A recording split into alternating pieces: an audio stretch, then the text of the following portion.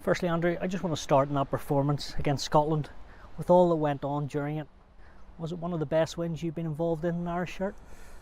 Yeah, it's definitely up there. Like it's Murrayfield's obviously a very tough place to go, and given the kind of what had gone on in the game, especially in the first half with the amount of injuries we had and lads kind of going down, and kind of we had to really dig in for the full 80, and yeah, like it's one of those kind of games you'll always remember. I think with kind of with everything that happened in it, and obviously the atmosphere as well, and the travelling support and everything. So like it'll let be one of those games that sticks out in my memory now. And of course, it all leads into this week. You probably dream as a kid here. Are these the days that you be a professional rugby player for? Yeah, 100%. Like it's. I remember when Ireland won the Grand Slam. I think it was 2009, and I remember watching that down at my cousin's house. Or can't remember what I was doing. I just remember eating. I think I was eating a bag of chips or something. But like I remember exactly like the feelings of when I was a kid, like just watching something as big as that, and Ronan O'Gara dropping the drop goal over, and it's one of those things you always think about when you're a kid. It's like, oh, like that's what I want to aspire to be like. I want to be on the pitch lifting that trophy someday, and now it's come about to obviously in 2018, and then hopefully this Saturday. Yeah, so it's an ideal scenario that like kind of I would have always dreamed about when I was a kid. Yeah, you said there eating a bag of chips in 2009. Everyone says they always dream of it. Did you actually believe that would be you one day? If not once, maybe twice? I was lucky, yeah. Like I'm obviously hugely lucky to be able to say I already won one Grand Slam, but to be in with a chance to win a second and win, like I think Ireland have only done it 3 times now in the whole history of the competition. So it's a huge privilege to be in this position and to be able to go out and have a shot at getting a fourth. A privilege, as you say, but how much is the focus just on another match, even though all we're chatting about is the Grand Slam? Yeah, like that's what it has been throughout the whole week since like after Scotland we did our reviews and everything for after that, but like we're taking this week just as another game, as just kind of keep building momentum in what's such a big year with the World Cup obviously further ahead. But yeah, like it is obviously a huge game. Like it's we're looking at it as like a cup final, so but like it is just kind of any other game. We're not going to let the occasion get to us. We're just going to play the game and not the occasion. You've obviously come a long way since your debut in 2017, over 50 caps to your name. How comfortable do you feel in this Irish shirt now?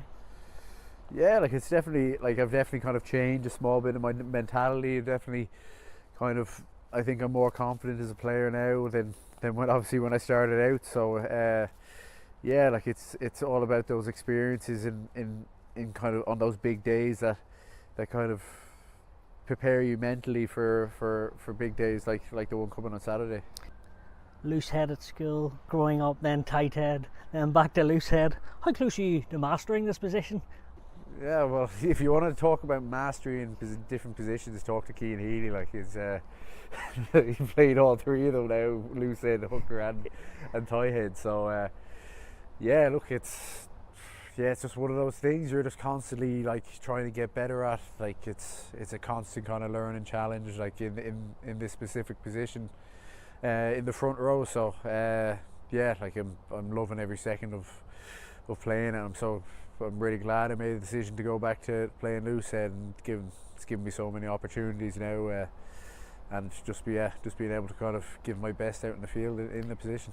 I've read stuff in the past that you've talked about difficult days, maybe in 2020 against the likes of Ellis Genge. Difficult at the time, you were going for long drives, having thinks about those difficult times, but have they sort of, I suppose, that experience, has that helped you going forward?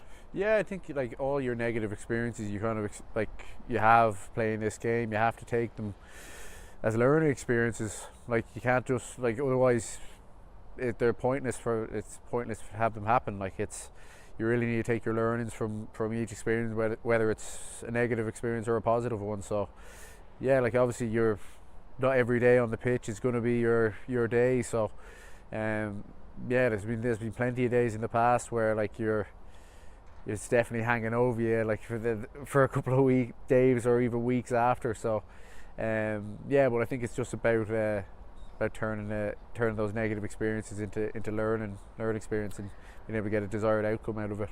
And this camp, obviously very different to the one 5 years ago or so under Joe Smith. You know, you talked about counting the bumps on the way into Carton House, and now you're buzzing to be in camp. Is that you as a person as well, or has that all been stemmed from Andy Farrell and how much to be yourself in this squad?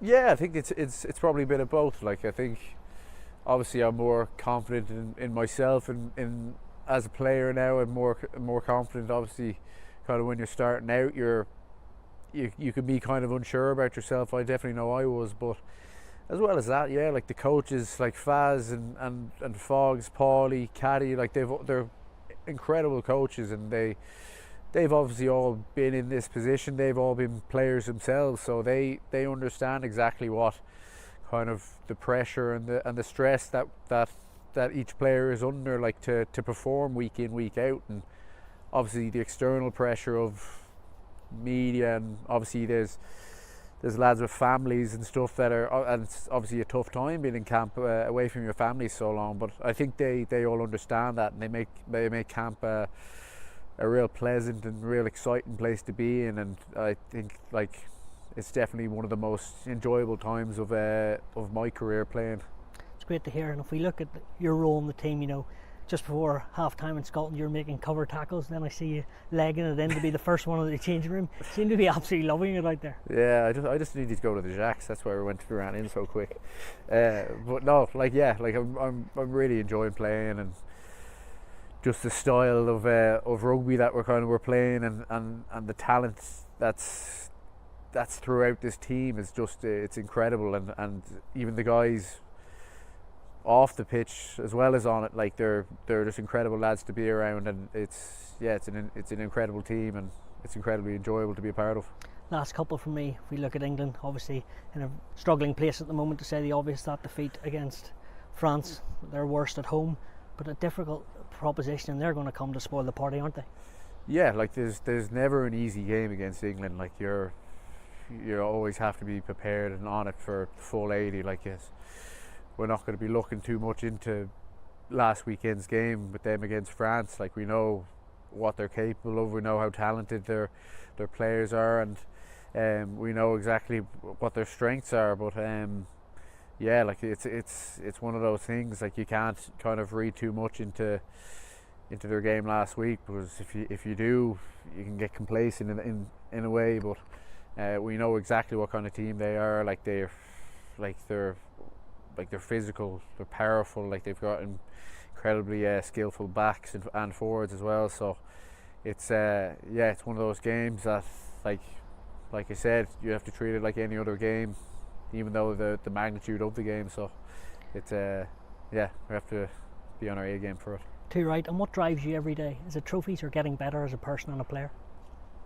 Obviously it is trophies to an extent. When you have that taste of success, it's that feeling of winning is such a hard feeling to replace with anything else. Like, it's you want to chase that feeling down every season. And I think it's also the fact, like in training, when it comes down to it, it's turning up every day, just making yourself a better player than you were yesterday. That's what it is for me anyway. But definitely success and winning is hugely important in this game. You won a Grand Slam before Twickenham, coming off the bench. But how would this one differ for you on Saturday evening? Yeah, like I think back then, obviously I was relatively new to the squad, and now I'm obviously a bit more established in the team. So I definitely feel like I contributed more, hopefully anyway. But yeah, like it would obviously mean the world to me to go out in the Aviva and to be able to win a Grand Slam at home. It's obviously one of those feelings that you dream about kind of when you're younger, and surrounded by all your family and all your friends watching and at home. It's a pretty incredible feeling, right, like thinking about it. But obviously it's game first, and then put in a performance as well. Last I can tell by the smile there, you don't want to talk about it, but you are. But in front of family and friends, how emotional would you be? Yeah, like it's tough not to get too emotional with games like this, and when you're playing, kind of when you know all your family's there, you know all your family's watching. Yeah, like but it is one of those. It's kind of the most special feeling for me, knowing that all my family are there watching, because that's who, at the end of the day, that's who I'm doing it for. I'm doing it for my dad, my two sisters, my fiance, and the rest of my extended family, and all my friends who helped me get to where I am today. So look, I just want to be able to make them proud, and yeah, like it's tough not to get too emotional, but you need to kind of, I need to contain it for the 80 minutes. Keep a cool head. Andrew, thanks so much for your time. All the best, Saturday.